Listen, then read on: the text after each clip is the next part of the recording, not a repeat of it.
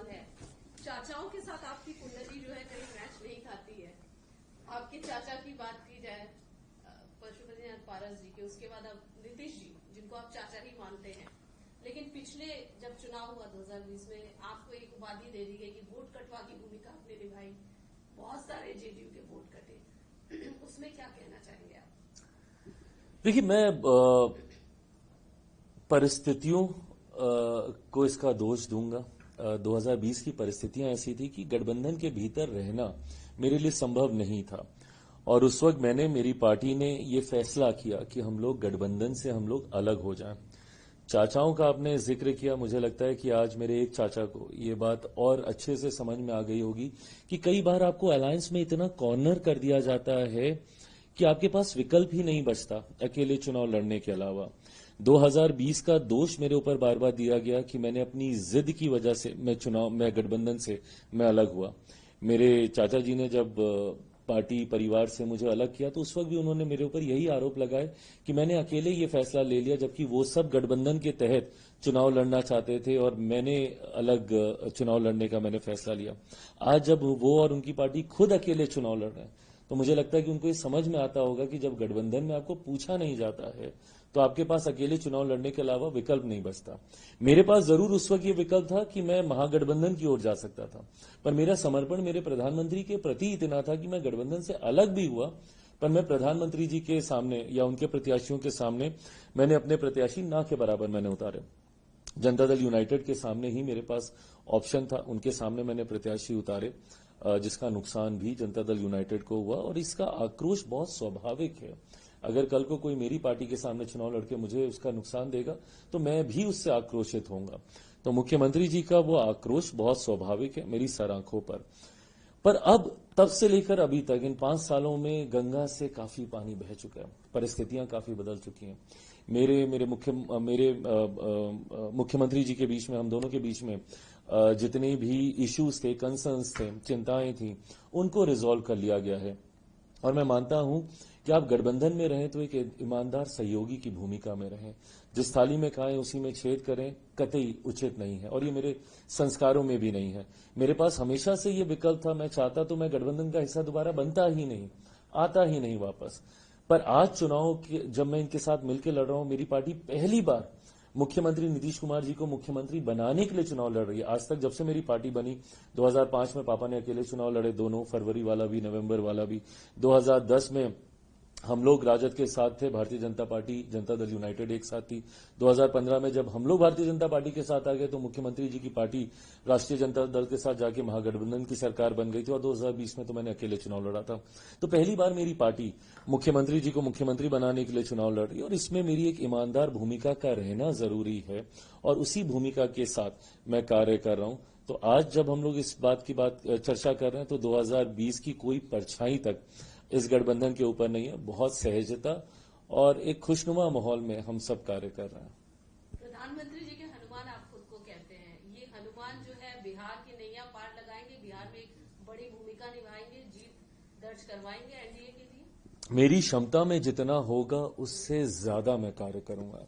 ये विश्वास मैं आपके माध्यम से मेरे प्रधानमंत्री जी को दिलाता हूं, पर मैं मानता हूं कि शायद उनको यह विश्वास ऑलरेडी मुझ पर है।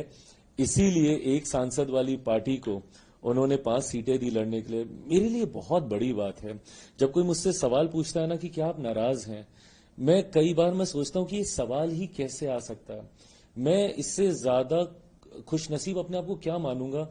मैंने गठबंधन की राजनीति में आज तक मैंने कभी नहीं देखा कि किसी कम सीटों वाली पार्टी को ज्यादा सीटें दे दी गई। ज्यादा वाले को कम जरूर किया गया, कोई अगर 9 सीट पे है तो उसको 7 कर दिया गया, 7 वाले को 5 कर दिया गया, 5 वाले को 3, 3 वाले को 2, और 1 वाले को तो मर्जर का ही प्रस्ताव इवेंचुअली दे दिया जाता है गठबंधन के द्वारा। यहां 2024 में सिंगल सांसद वाली पार्टी को 5 सीटें गठबंधन ने उठाकर दे दी चुनाव लड़ने के लिए और जीतने के लिए। 2025 में एक विधायक मेरा जीता था, पर वो भी मेरे साथ नहीं रहे 2020 में। तो आप यही मान के चलिए कि 0 विधायक वाली मेरी पार्टी, अब 0 विधायक वाली पार्टी को 29 सीटें दे दी जाती हैं गठबंधन में लड़ने के लिए। अब अगर उसके बाद भी मैं नाराजगी रखूं तो मुझसे बड़ा नाशुक्रा ही कोई और नहीं होगा। प्रशांत किशोर को कैसे देखते हैं? प्रशांत किशोर ने जिस तरीके से आप लोगों पर बहुत सारे आरोप लगा रहे, कभी सम्राट चौधरी के डिग्रियों को लेकर, आप फिर भी आरोप लगाए कि आपने पैसे लेकर रीफ्रेज मेरे ऊपर नहीं, मेरी पार्टी पे उन्होंने पार्टी जरूर। के ऊपर जरूर, हाँ, कि आप लोगों ने पैसे दिए और उसके बाद शामवी को टिकट दिया, इस तरीके के आरोप भी लगे। हालांकि उस पर अभी ये मामला चल भी रहा है, आप इसको कैसे क्लैरिफाई करेंगे? देखिए, मुझे लगता है ये दो लोगों के बीच की लड़ाई है, जिसमें बिना मतलब घुन की तरह मेरी पार्टी इसमें पिसी, उनकी और अशोक जी के बीच का ये विषय था।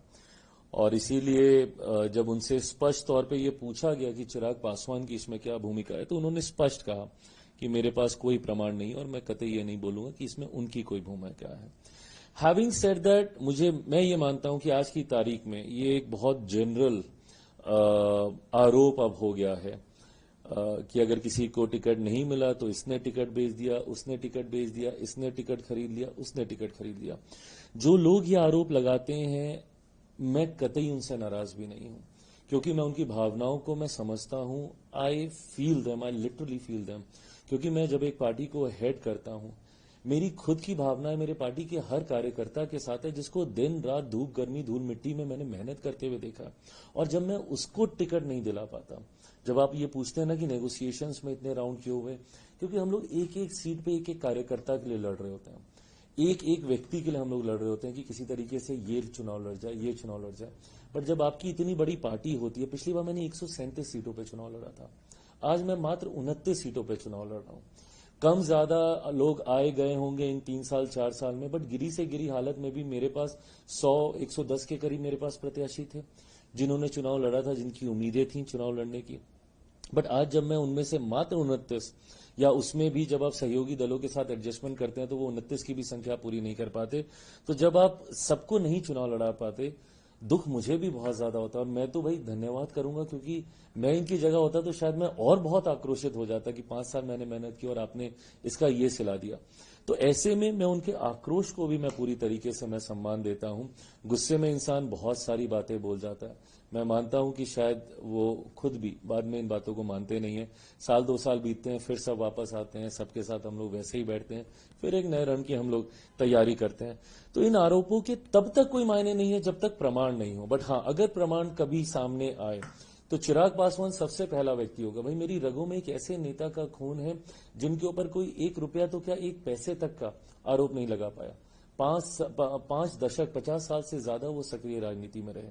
ऐसे में मुझे कतई जरूरत नहीं है ऐसे कोई भी कार्य करने की, और मैं मानता हूं मेरी पार्टी के भी किसी नेता कार्यकर्ता को ऐसे कार्य करने की जरूरत नहीं है। बट हाँ, मैं पुनः विश्वास दिलाता हूं कि किसी भी दिन मेरे सामने अगर ये प्रमाणित करके कोई लेकर आया कि इसने सीट के लिए ये लेन देन किया है, तो सबसे पहला व्यक्ति चिराग पासवान ही होगा उसके ऊपर कार्रवाई करने वाला। विरोधियों की बात कर लेते। प्रशांत किशोर पहली बार चुनाव मैदान में उतर रहे जनसुराज पार्टी, कैसे देखते हैं इस पार्टी को? क्या है, बहुत क्लेम कर रही है, दावे कर रही है कि हम ही जीतेंगे और हमारी सीधी टक्कर एनडीए और जनसुराज की है, महागठबंधन तो बिल्कुल साइडलाइन है, उनका जो बयान है। मुझे नहीं पता, क्योंकि मैंने बहुत ज्यादा ध्यान केंद्रित किया नहीं जन स्वराज के ऊपर कि वो लोग क्या कर रहे हैं, जनता के बीच उनकी कितनी पकड़ है।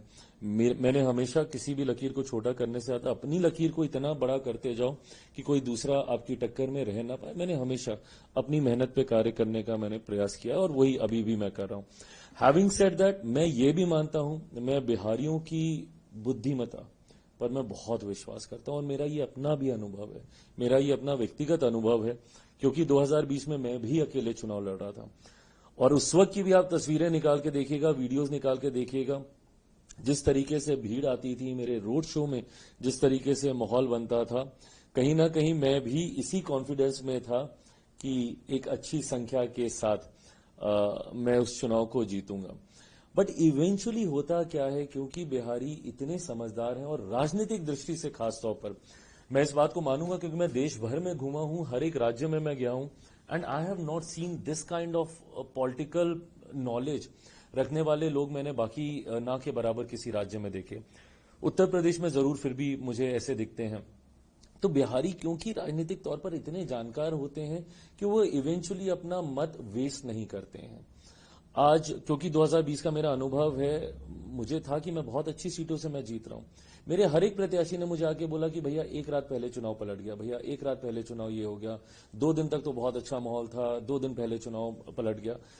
वो होता इसलिए है क्योंकि इवेंचुअली बिहारी ये डिसाइड करता है कि यार अगर इनको हमने जिता भी दिया तो ये अगले 5 साल तो सरकार से लड़ता ही रहेगा ना। क्या लाभ है इसको जिताने का? हमें अपने क्षेत्र का काम कराना, और क्षेत्र का काम सत्ता में रहने वाला विधायक करा पाएगा जिसकी केंद्र तक पकड़ हो। तो ऐसे में जब केंद्र में एनडीए की सरकार है, जब ये सर्वेस कह रहे हैं मोटा मोटी, ये स्पष्ट, ये ओवर कॉन्फिडेंस नहीं है, ये स्पष्ट, और महागठबंधन में भी जिस तरीके का बिखराव देखने को मिल रहा है, ये स्पष्ट है कि एनडीए की ही सरकार बनने जा रही है। तो भैया हमने एक जन स्वराज के, अगर हमने एक विधायक को जिता भी दिया तो क्या करेगा? ये अगले 5 साल विधानसभा में भी लड़ता झगड़ता रहेगा, केंद्र में भी इसको कोई नहीं पूछने वाला। तो ऐसे में माइट एज वेल हम लोग एक ऐसे एनडीए के ही प्रत्याशी को हम लोग जीत दिलाएं जो कि कम से कम विधानसभा में जाकर हम लोग की बात करे, केंद्र में प्रधानमंत्री जी से मिलकर हम लोग के कार्य कराने का प्रयास करे। तो इस दृष्टि से इवेंचुअली वो चुनाव जो है बायपोलर होके ही रह जाता है। और इस बार तो मैं बायपोलर भी मैं नहीं मानूंगा, क्योंकि दूसरी तरफ तो पोल खड़ा ही नहीं हो पाया। तो यहां पे मैं मानता हूं कि इस बार अधिकांश विधायक एनडीए के होंगे।